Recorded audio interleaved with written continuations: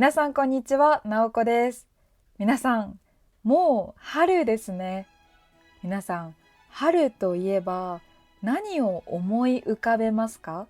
何を想像しますか？何をイメージしますか？今日は日本の春といえば〇〇という話をしたいと思います。はい、1、2年前にSpeaking of Summerっていうタイトルで日本の夏についての動画を作ったんですね。もしまだ見ていなかったらぜひ見てください。見てみてください。今日はその動画の春版です。春版、春バージョンです。今日は日本の春といえば〇〇というのをたくさん紹介したいと思います。たくさん話すのでよく聞いてくださいね。まず日本の春はよく出会いと別れの季節と言われることが多いです。出会いと別れの季節。はい。出会いというのは初めまして、新しい人と会うことですね。そして別れはバイバイバイバイ。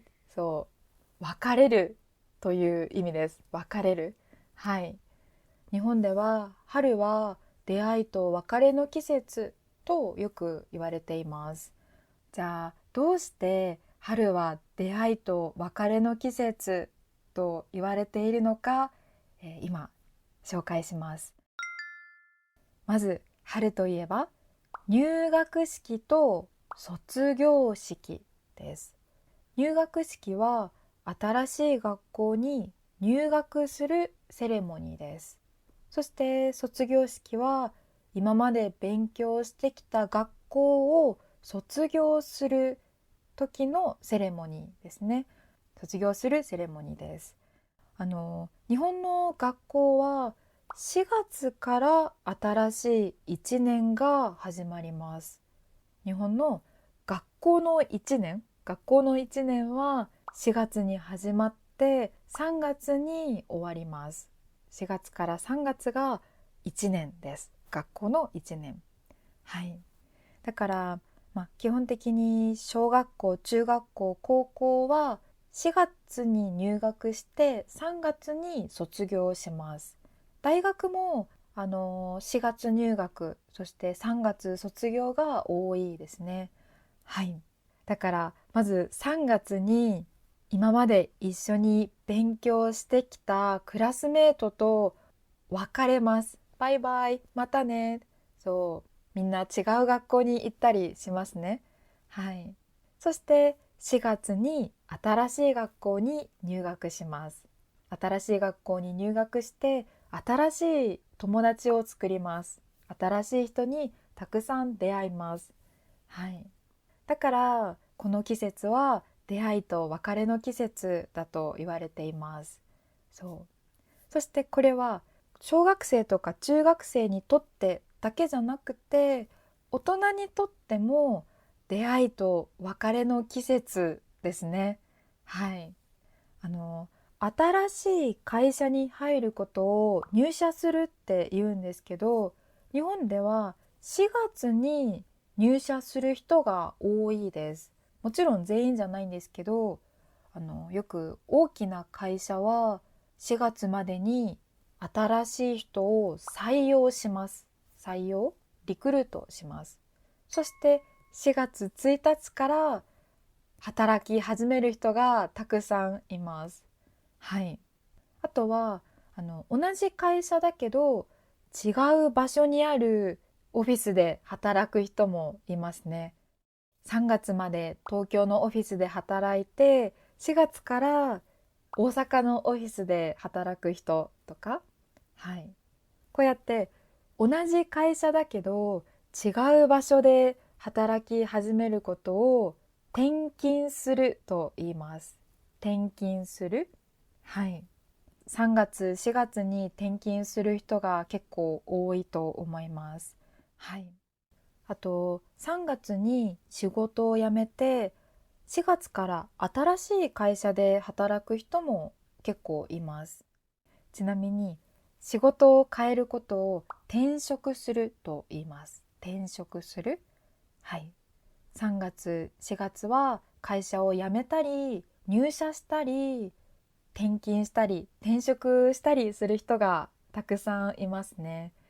みんな今までありがとうって言って、そして新しいところに行って、皆さんはじめまして、これからよろしくお願いしますと言います。はい。だから大人にとってもこの季節は出会いと別れの季節ですね。皆さんの国ではこういう雰囲気はありますか？じゃあ次、ひな祭り。ひな祭り。ひな祭りは3月3日に行われる日本の伝統的な行事です。これは女の子の成長と健康を願う日ですね。はい。女の子の成長と健康を願う日です。この3月3日は大事な日なんですけど、でも日本の祝日ではありません。はい。じゃあこのひな祭りの日、何をするのかというと、まず家にひな人形を飾ります。ひな人形はこれです。ひな人形。はい。人形はドールです。人形はドール。ひな人形。私の家でも毎年ひな人形を飾っていましたね。だいたい2月ぐらいから飾り始めて3月3日まで家に飾っておきます。はい。ちなみにこのひな人形、いろいろな大きさがあります。いろいろな大きさのひな人形があります。コンパクトなひな人形もあるんですけど、すっごく大きなひな人形セットもあります。私のおばあちゃんはすっごく大きなひな人形のセットを持っていました。毎年部屋部屋に大きなこのひな人形を飾っていました。そう、本当に大きかったです。はい。あのいろいろなタイプのひな人形があるので面白いです。はい。ひな祭りはひな人形を飾る、あとはちらし寿司とかひなあられというのを食べます。ちらし寿司美味しいです。はい。じゃあ次、桜。桜。まあやっぱり春といえば桜ですね。はい。あの桜は地域によって咲く時期が違います。咲く時期。はい。だいたい南の地域から咲き始めます。東京とか大阪はだいたい3月下旬から4月の上旬にかけて咲きます。はい。ちなみに桜ってこうやってだんだん開いていきますね。そう。こうやってちゃんと全部の桜がきれいに咲くことを満開と言います。満開。はい。満開になるまでだいたい1週間。そして満開になってからだいたい1週間で桜の花びらが散ります。桜の花びらが散ります。はい。ちなみに桜の花びらが落ちるオノマトペはひらひらですね。ひらひらと桜の花びらが落ちます。散ります。はい。あのーまあ花ってどれも綺麗ですよね。花は全部綺麗です。美しいけど、なんかやっぱり桜ってちょっと特別な感じがしますね。はい。そして桜といえばお花見です。お花見とか花見と言います。はい。皆さん聞いたことありますか？お花見。漢字を見ればわかると思います。花を見るです。はい。花を見ながら楽しむことをお花見と言います。